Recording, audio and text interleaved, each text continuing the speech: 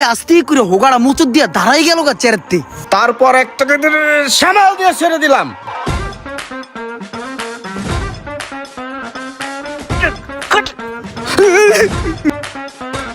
ইমন, হ্যাঁ? এই যে যে চশমাটা দেহস না, এইগুলা কিন্তু বড় বড় মন্ত্রী মিনিস্টাররা পরে। এটা কিন্তু ভালো একটা ব্র্যান্ডের চশমা। এটার কিন্তু হেভি দাম। জানো সেটার দাম কত? কত? $6000। রাও আল্লাহ রে, এত? হ, এতই। আর এই যে যে গেঞ্জিটা পরতাছি না, এই গেঞ্জিটার দাম কত জানোস? কত? $9000। ওরে আল্লাহ রে, কি কোন ভাই?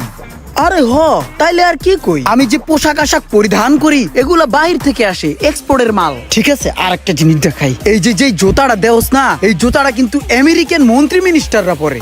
এইটা কিন্তু যেন তেন জুতা না রে ভাই। ভাই আপনি একটা লোকই ভাই, আমাকে এলাকার গর্ব। আমাকে এলাকায় আপনার মতো একটা মানুষটাই ভাই, আমরা আপনার নিয়ে গর্ব করি। একটা স্মার্ট বয় আপনার মতো ভাই মানুষ না ভাই, ঠিক আছে? চুল বিদিক আগুনের মতো একটা পোলা ভাই, আমরা আপনি নিয়ে গর্ব করি। চুল একটা মানুষ ভাই আপনি। দূর, মিজাজটাই খারাপ হয়ে গেল। ওগো লগে চাপা মেরেও মজা পাই না, একটা কথা কইও মজা পাই না। টক্কর দেওয়ার মতন লোকই না ওরা। সব গ্রাম্য খ্যাত, যা কই হে এতি হয় হয় করে। যাদের সাথে টক্কর দেওয়া যায় এমন লোক খুঁজতে যাইতে হইব। আমি এখন হাই সোসাইটিতে যাব। হাই তোরা থাক, তোগো লগে আমার বন্তাছে না।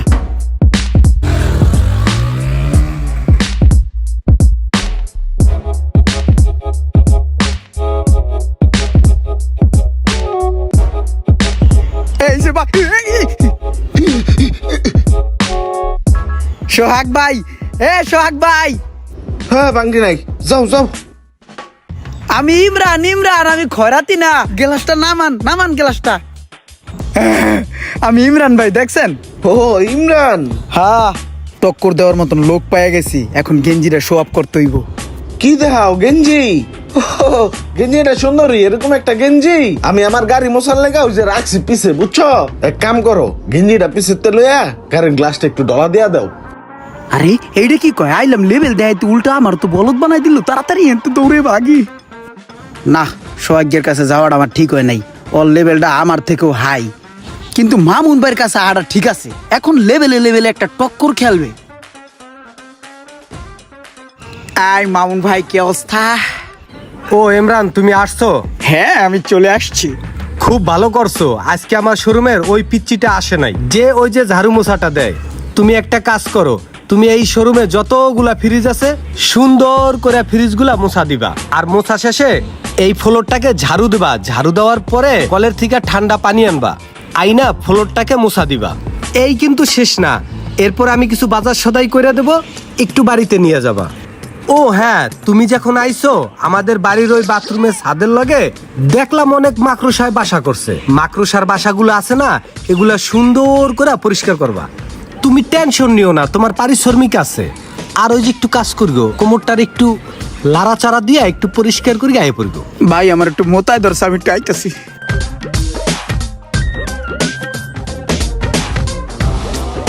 বাঘ ইমরান না, বাঘ এই জায়গাও তোর লেভেলের না। এইবার একটা টক্কর দেওয়ার মতন লোকের কাছে যাইতাছি।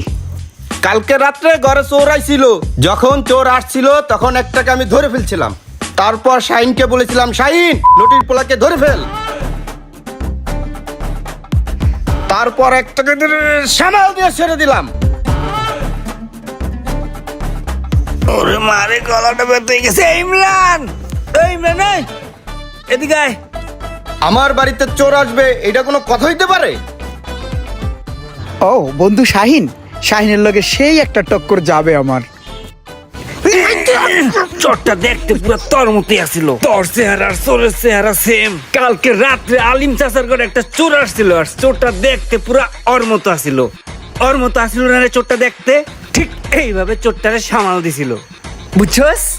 আরে ভাই কি বুঝলাম না, এতদিন পর তোর লগে দেখা হইলো, তুই আমার চোর কইতাছস? বুঝছস নাই? না। কালকে রাত্রে আলিম কাকার ঘরে চোর আসছিল, আর চোরটা দেখতে হুবহু তোর মতো। এই, কি কয়? আলিম কাকু চোরটারে ধরছে কেমনে জানোস?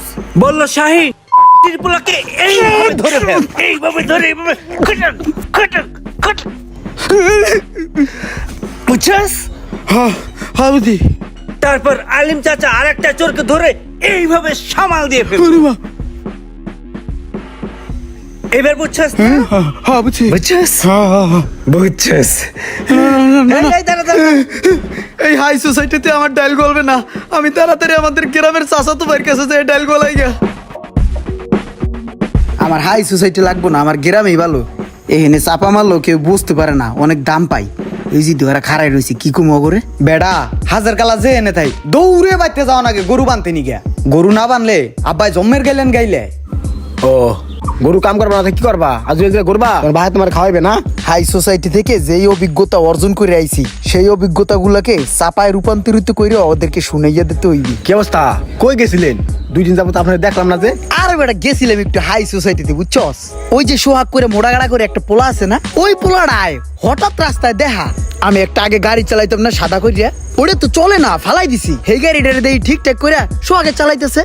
আমার দেখকে কি তুই কি করবে ওই দিশে বিশে পায় নাই। গেট না খুললে জানালা দিয়ে ফালদা নেমে যেয়ে খাড়া রইছে। কয় ইমরান ভাই দেখে ভালো লাগলো, গাড়ির সামনে দিয়ে দৌড়ে গেটটা খুললে দিল। কইলো ইমরান ভাই কাম হিয়ার, আসেন ভিতরে আসেন। পরে গেলাম, কয় ভাই আপনি ড্রাইভ করেন, আপনি থাকলে আমি ড্রাইভ করলে বেয়াদবি হয় না। পরে ড্রাইভ করলাম এই আর কি।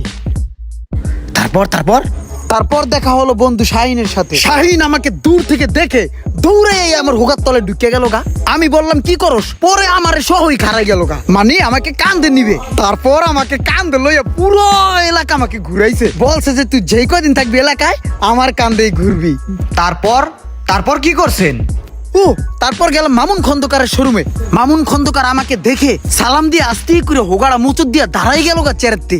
বললো যে ইমরান ভাই আপনি আসছেন, বসেন, এই শোরুম সম্পূর্ণই আপনার, এই টাকা পয়সা ধন দৌলত সবকিছু আপনারই অবদান। আমি বললাম যে ছোট ভাই তুমি কইরা একটা খাও, চলে আসছি।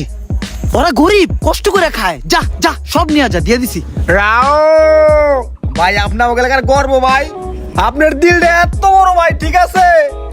আপনি একখান মানুষই ভাই আপনারে নিয়ে সব সময় আমরা গর্ব করি। গর্ব করবি বেড়া, গর্ব ভালো লাগে।